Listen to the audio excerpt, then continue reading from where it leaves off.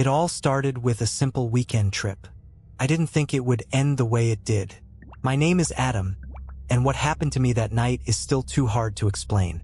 I'd been planning this camping trip for months, desperate to escape the constant hum of city life.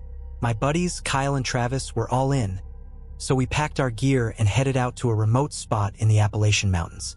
We'd camped together before, but this time it felt different. The air was thick with something, almost suffocating. We found a small clearing near a creek, set up our tents, and started a fire. It was quiet, the kind of quiet you only get when you're deep in the woods. At first, everything seemed normal. We drank a few beers, roasted marshmallows, laughed about old stories, and joked about how the woods were creepy at night. Typical campfire stuff. Then, Kyle noticed something off. He kept glancing into the woods, like he saw something moving. We all joked about it, blaming it on the darkness and the shadows playing tricks. But the feeling stuck with me.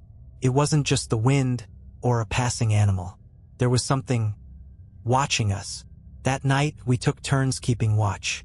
Around 3 a.m., I woke up to the sound of leaves rustling. I sat up, thinking it was just an animal, maybe a deer. But then the sounds grew louder, closer. Something big was out there. I grabbed my flashlight and shone it toward the edge of the clearing, but I saw nothing. Just as I was about to lie back down, I heard it again, louder this time. It wasn't just rustling. It was the sound of something heavy moving, snapping branches. And then it stopped.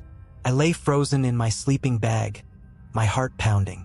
I told myself it was probably a bear, but deep down, I knew it wasn't.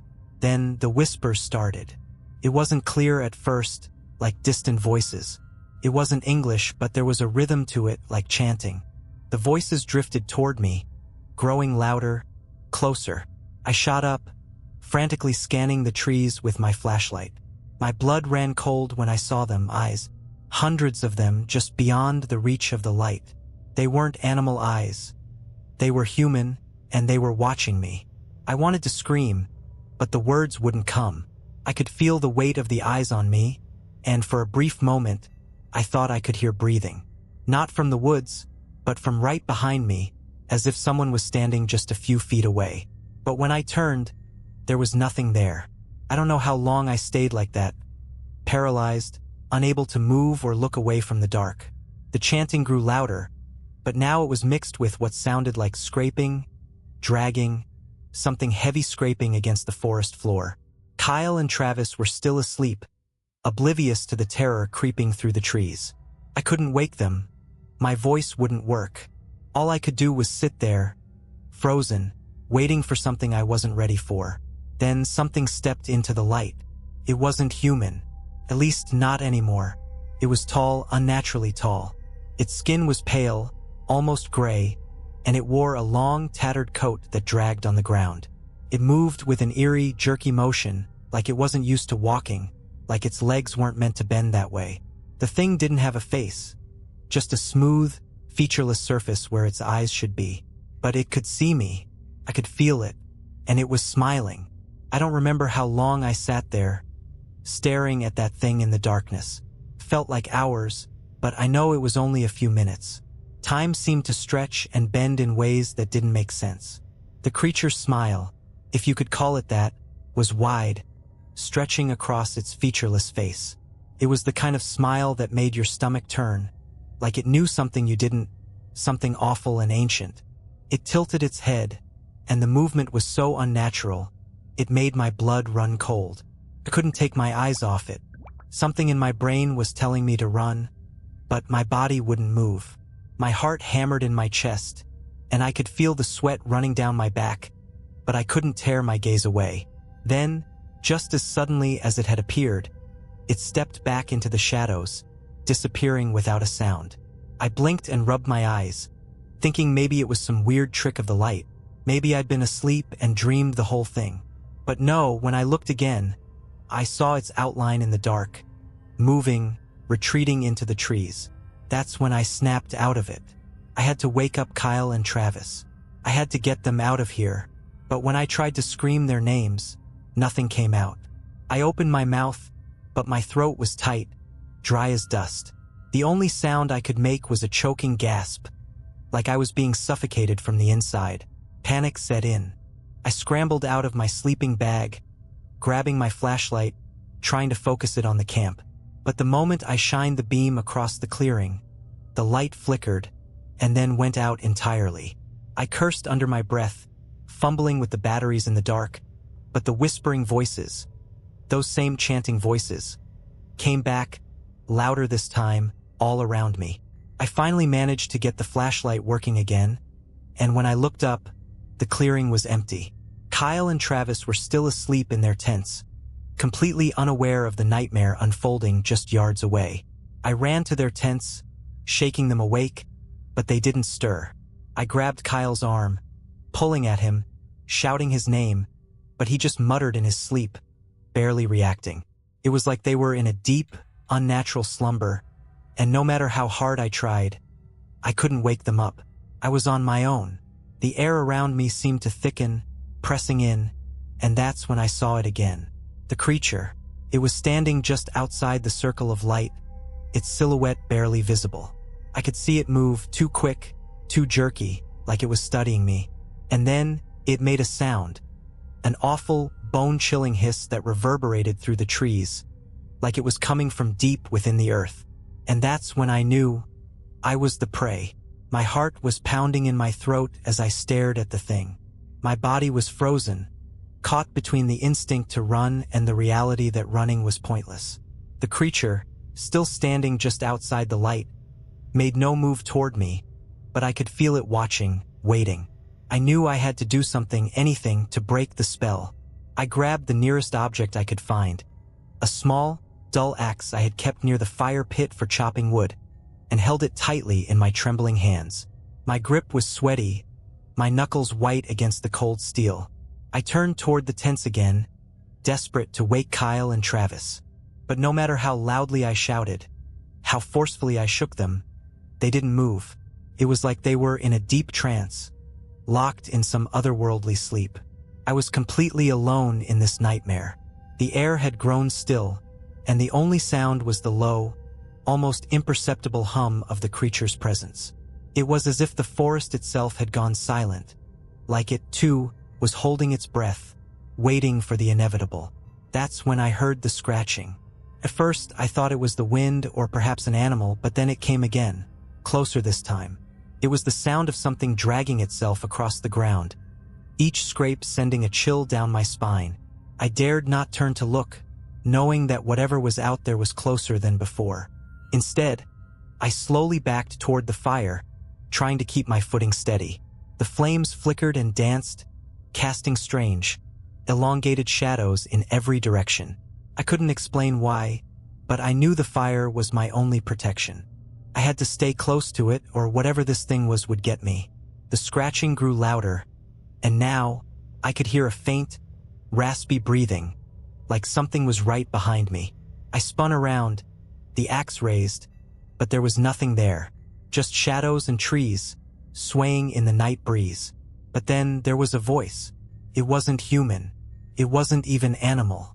It was more like a growl, a low, rumbling sound that seemed to come from deep inside the earth. It vibrated in my chest, rattling my bones. And then I heard words, but they weren't in any language I recognized. The voice was distant but urgent, as if it was calling me, commanding me to come closer. I wanted to run, but my legs wouldn't obey. I was trapped in place, paralyzed by something far more powerful than fear. That's when it emerged. It wasn't just the one creature now. There were more. Figures like shadows but humanoid in shape. Their movements were stiff and unnatural, their heads tilted in that same jerky way, as if they were trying to figure out what I was doing here.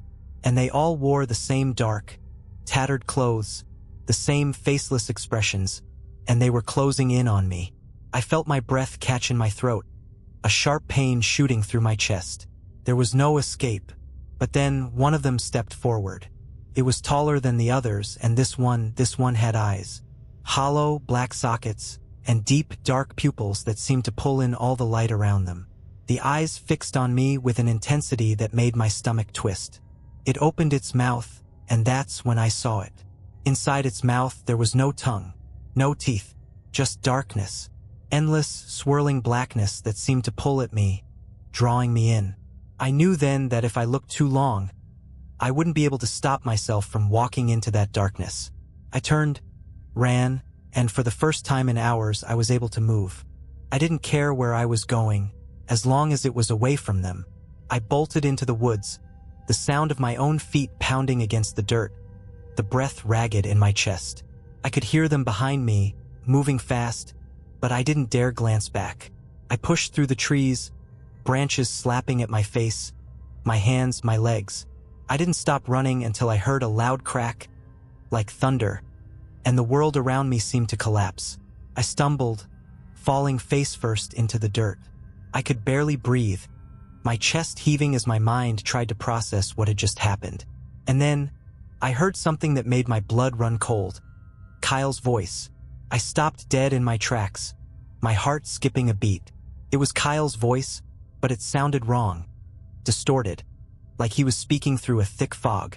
My legs were numb, my body still trembling from the adrenaline, but I forced myself to move toward the sound, despite every fiber of my being screaming at me to run in the other direction. Kyle? I whispered hoarsely, the name barely making it past my lips. The voice came again, but this time it was closer. Adam, come back.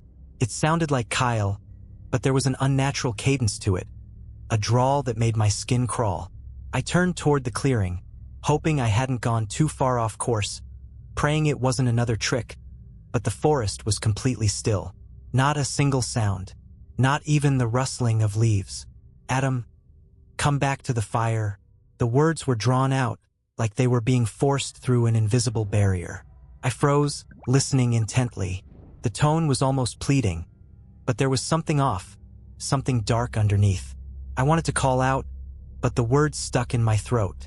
I stepped forward cautiously, my flashlight flickering weakly in my hand. Every step felt like it took me deeper into a nightmare, further away from whatever fragile sanity I had left. The voice was leading me, pulling me back toward the camp. But as I walked, something didn't feel right. I felt the shift in the air before I heard the first crack. It was the unmistakable sound of branches snapping, something or someone, moving swiftly through the underbrush. But it wasn't Kyle. It wasn't anything human. I turned just in time to catch a glimpse of it. The creature, the one with the eyes. It was standing just at the edge of the trees, its long limbs stretched unnaturally, its body contorted as it moved closer, the same twisted, jerky movements. It seemed to be waiting for something, watching me. My stomach dropped, and I backed up instinctively, my breath coming in shallow, panicked gasps. But then I heard the voice again, this time closer. It was no longer coming from the direction of the camp. It was coming from behind me. Adam, why are you running? It sounded almost familiar now, like Kyle's voice had somehow melted into something darker, more sinister. I spun around, panic bubbling up in my chest. What I saw made my blood freeze. Kyle was standing just a few feet away, but it wasn't him. Not really. His body was there, his clothes torn, his face pale, but his eyes were black, hollow, like the things that had been stalking us all night. His mouth was twisted into that same unnatural smile. He didn't look alive. He was something else. Kyle, I yelled, but it came out more like a gasp. Come back to the fire, he said again, his voice soft, too soft, as though he was coaxing me. I didn't know what to do. My brain was screaming at me to run, but I couldn't take my eyes off him.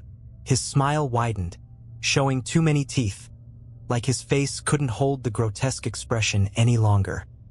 His hands twitched as he reached toward me, and that's when I noticed something even worse. Behind him, emerging from the shadows, were the others, dozens of them, all moving toward us with that same stiff, jerky motion. They were just like the creature I'd seen earlier, all of them faceless, all of them dragging themselves closer to me. My blood ran cold, and I knew they weren't just after me. They wanted Kyle too. I turned and ran, not caring where I was going anymore, as long as it was away from that thing, the thing that had once been my friend. I didn't look back, couldn't look back. as I heard the terrible sound of them following, their footsteps, if they could even be called that, scraping against the ground like claws dragging through dirt. Every second felt like an eternity as I stumbled through the dark, branches and thorns tearing at my skin. But the sound behind me was getting closer, and I knew I couldn't keep running forever. That's when I saw it. The creek. The one we'd passed earlier in the day. If I could just get across, I could lose them. The ground beneath me gave way, and I fell, tumbling into the cold, rushing water. For a second, everything went black as the water rushed over my head. I kicked and struggled, gasping for air. But when I surfaced, I could barely hear the footsteps anymore. I pulled myself onto the bank, drenched and shaking, and waited. But it was too quiet. I lay there on the bank, shivering uncontrollably, the cold water dripping from my clothes and soaking into my skin. The quiet was suffocating. I couldn't hear the creatures anymore, couldn't hear Kyle's distorted voice, or anything at all, except the pounding of my own heart in my ears. The darkness felt thicker now, like it was alive, pressing in on me from every side. I had no idea how much time had passed. Minutes? Hours? It felt like I had slipped into some kind of limbo, trapped between the world I knew and the one I was now terrified of. I slowly forced myself to sit up, my muscles stiff and aching from the cold and exhaustion. I scanned the area, desperate for any sign of movement, any sound, but there was nothing. The trees stood like silent sentinels, their branches swaying gently in the breeze, and the creek gurgled softly, as though nothing at all had happened. I should have felt relieved, but I didn't. The silence was worse than the noise. The air was different now, heavier, thicker, like the world itself was holding its breath. I couldn't shake the feeling that I was being watched, that something was lurking just beyond the reach of the trees, waiting for me to make a mistake. I pushed myself to my feet, my legs wobbling beneath me. I couldn't stay here. I couldn't keep hiding. I had to find my way back to the campsite, back to my friends. I took one last glance at the creek, my stomach twisting as I thought of Kyle and Travis, still out there somewhere, still trapped by whatever dark force had taken hold of this place. My gut told me they weren't the same anymore. Not the way I remembered them. They were something else. But I couldn't just leave them. I stumbled back toward the campsite, each step heavier than the last. The woods felt different now. Not just quiet, but unnatural. It was like the trees themselves were watching me, their twisted branches reaching out as if to grab me. I felt the weight of their gaze, and it made my skin crawl. When I finally arrived at the clearing, it was empty. The tents were still there, but they were torn, shredded in places, as if something had clawed at them, searching for something or someone. The fire was still smoldering, a few weak embers left, but it wasn't warm. The air felt cold, colder than it should have been for a late spring night. "Kyle?" I called out, my voice trembling. It was the only word I could manage, but it came out more like a prayer than a question. There was no answer. I stepped into the clearing, my flashlight trembling in my hand. My eyes darted around, searching for any sign of life, but everything was still, too still. Then I heard it, a low, guttural sound that rumbled from deep in the forest. It wasn't the wind or an animal. It was a voice, a growl twisted and dark. It came from all around me, like it was coming from the very trees themselves. I spun around, my flashlight cutting through the darkness, but I didn't see anything. Not at first. And then I saw it, not in front of me but behind me, emerging from the trees. Kyle. He was standing there, but not the way I remembered him. His clothes were torn, his body bent at unnatural angles, like he had been twisted into something that wasn't quite human anymore. His face was still pale, his eyes hollow and black, the smile still twisted and wide. But there was something else, something that made my stomach turn. Behind him, more of them, more of those things were stepping out from the shadows. Their movements were synchronized, all of them walking toward me with the same jerky, mechanical steps. It was like they were all part of the same collective, all sharing one mind. Couldn't breathe. Couldn't move. I was paralyzed again, my body locked in place. Kyle's voice came again, distorted, But this time it was different. It wasn't pleading. It wasn't even trying to trick me. "You should have never come here, Adam." The words sent a chill through me, colder than the night air. I wanted to scream, but the sound wouldn't leave my throat. He wasn't my friend anymore. None of them were. The last thing I remember before everything went dark was the sound of their footsteps, closing in on me, and then nothing. I woke up to an unbearable silence. The kind of silence that presses against your chest, suffocating you, making every breath feel like a struggle. My head was pounding, and my body ached, as though I'd been lying on the cold, hard ground for hours. I didn't know where I was. I tried to move, but I couldn't. My arms were pinned to my sides, and I felt a heavy weight on top of me, like I was trapped under something. I could smell the damp earth around me, feel the coldness of the ground seeping through my clothes. But something wasn't right. I opened my eyes. First, everything was a blur. The world spun as I tried to focus, but all I could see were shadows and vague shapes. The air felt thick, too thick, almost suffocating. And then, slowly, my vision cleared. I wasn't in the clearing anymore. I wasn't even in the woods. I was in a small, dimly lit space, surrounded by walls that seemed to shift and writhe in the low light. It was wrong. Nothing was solid. The walls felt like they were made of living, breathing matter, like the very earth was alive and pulsing around me. I couldn't move. My arms were still pinned down, my legs too. I was trapped. Panic began to set in as I struggled against whatever was holding me down. But it wasn't just that, it was the feeling. I could feel something moving around me, watching me, and I knew, deep down, that I wasn't alone in here. Something or someone was with me. A voice, soft and familiar, echoed in the darkness. "Adam?" It wasn't Kyle this time, but it was close. It sounded like him, but distorted, like a warped version of his voice. It was soft, almost soothing, but underneath the calm tone was something else. Something darker. "Don't struggle," it said, the words curling around my mind, like they were being whispered straight into my brain. "It's better if you stay still." I wanted to scream, but my throat felt dry, as if I hadn't spoken in days.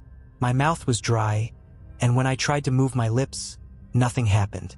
It was like my body was trapped in a nightmare, my mind screaming, but my body refusing to cooperate. The voice spoke again, but this time it wasn't just words. It was a command. "You're safe here, Adam. Just close your eyes and rest." I could feel it, the pull, the draw of the words. I felt my eyelids growing heavy, my body wanting to obey. But I fought it. I fought with everything I had, struggling to stay awake, to stay aware. But it was so hard. My mind began to blur. The walls around me seemed to pulse in time with my heartbeat, and the air grew thicker with each passing second. I heard a sound, soft at first, like a low hum, but then it grew louder, more intense. It wasn't just the walls, it was the sound of the creatures. I could hear their whispers again, their voices all around me, filling my head, drowning out everything else. And then, just when I thought I couldn't take it anymore, I felt something shift. The pressure on my arms and legs loosened. For the first time since I woke up, I was able to move. My body responded, and I pushed against the strange, shifting walls, feeling my limbs free themselves. I was still in the darkness, but now I could move. I could breathe. But as I tried to push myself up, I realized something. My surroundings weren't the same. I wasn't in the place I had thought. I was back at the campsite, but it wasn't the same campsite. The tents were still there, but they were torn to shreds, the fire long gone, nothing but smoldering ashes. The trees surrounding me had taken on a sickly, twisted appearance, their branches clawing at the sky, like they were reaching for something.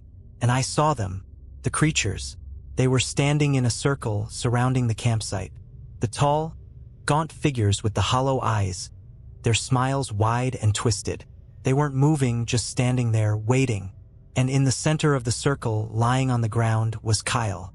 But he wasn't Kyle anymore. The body was too still, too lifeless. His face was blank, empty. The same hollow, black eyes stared up at me, and I could see something else, something dark, crawling underneath his skin. I had to get out of here. I had to leave before they noticed I was awake, before they came for me, too. I tried to stand, to run, but my legs wouldn't work. My body felt heavy, like I was carrying the weight of the world. And that's when I heard it. The sound of footsteps. The creatures were moving, slowly, toward me. And their eyes, those hollow eyes, were all locked onto me. I couldn't move. My body was frozen, paralyzed by fear, by the weight of what I was seeing. The creatures were closing in on me, their eyes dark, empty, and infinite. Every step they took echoed in my ears, growing louder, closer. I could feel their gaze piercing through me, like they could see inside my soul, like they were waiting for something. But I knew what they wanted. They wanted me, just like they wanted Kyle and Travis. I tried to scream, but no sound came. My throat was raw, as if the very air had drained my voice. I could feel their presence, felt them pressing in around me like a suffocating fog. Kyle's body was still there, lying on the ground in the center of the circle, lifeless, hollow. His eyes stared up at me, but they weren't his eyes anymore. It was as if whatever had taken him had already started to claim me. Too. I took a step back, then another, and another. I didn't know if I was going to make it, but I had to try. I couldn't let them take me, not without a fight. The creatures were still moving slowly, but with purpose. Their jerky, unnatural steps made the hairs on my neck stand up. They were circling me now, inching closer, and I could feel the weight of their eyes on my every move. I turned and ran. I didn't know where I was going. I didn't care. I just had to get away from them. The trees seemed to close in on me as I ran, their twisted branches reaching out like claws, but I pushed through. I had to. I had to get out of the woods, out of this place. I didn't look back. Couldn't. But I could hear them. I could hear their footsteps, their whispers, following me. The sound of them moving through the trees, keeping pace with me. And then, just as I thought I was going to collapse, I saw it. The road. The dark stretch of pavement leading away from the woods, leading away from the nightmare that had consumed everything. I ran toward it, my legs burning, my lungs on fire, but I kept going, driven by the knowledge that if I stopped, if I gave up, they would catch me. I reached the road, but the creatures were still behind me. Their whispers grew louder, their footsteps faster. I could feel them closing in. And then, suddenly, everything went quiet. I stopped, breathless, my eyes scanning the darkness, my heart pounding in my chest. The creatures were gone. The whispers had stopped. I turned around, scanning the woods behind me. There was nothing, no sign of them, no movement, no sound. Couldn't believe it. I'd made it. But just as the relief started to wash over me, something in the distance caught my eye. A car. A single set of headlights cutting through the darkness, coming down the road. I started to run toward it, waving my arms, shouting, praying that whoever was driving would see me, would stop. The car slowed as it approached, and the driver rolled down the window. It was a man, maybe in his 30s, his face pale with shock. "Are you okay?" he asked, his voice shaking. "What happened to you?" I didn't know what to say. I was out of breath, dizzy, disoriented. But I couldn't stay there. I couldn't let myself be seen in this place. "Get me out of here," I gasped. "Please, just get me out of here." He nodded, not asking any more questions, just opening the door and letting me climb in. As soon as I was inside, I slammed the door shut, and the car sped off into the night. I didn't look back. I didn't need to. I knew the woods were still out there, still waiting, still watching. But I was free, for now. And as I sat in that car, staring out the window, the only thing that filled my mind was one thought. I would never go back. Never. Again. The end. Did you like these stories? Write in the comments. And please write what you didn't like. It will be useful for me to know your opinion. And I will improve my work. Thank you. Subscribe to my channel and click the bell so as not to miss new stories. I try for you.